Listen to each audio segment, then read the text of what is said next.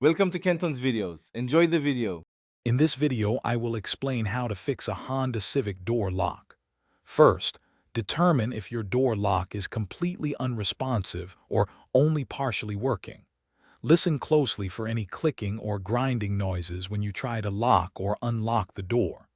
This initial check helps pinpoint whether the problem lies with the actuator, the linkage, or the electrical system. Understanding the symptom is the first crucial step. Before we begin, gather your essential tools: a Phillips head screwdriver, a trim removal tool, and a new door lock actuator. Start by carefully prying off the interior door panel using your trim tool, working around the edges to release the clips. Once the panel is loose, gently disconnect any electrical connectors and the door handle linkage rods to fully remove it. Now, with the door panel off, you'll see the door lock actuator. It's typically held in place by 2 or 3 bolts. Carefully unbolt the old actuator and disconnect its electrical wiring harness.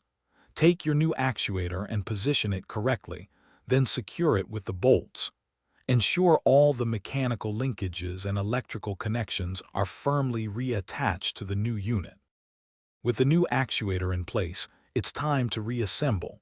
Carefully reattach the interior door panel, making sure all clips snap back into position.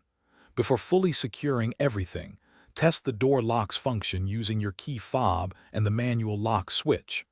Confirm that both locking and unlocking work smoothly. Finally, double-check that all other door functions, like windows, are operational. Thanks for watching. Consider subscribing if we helped you.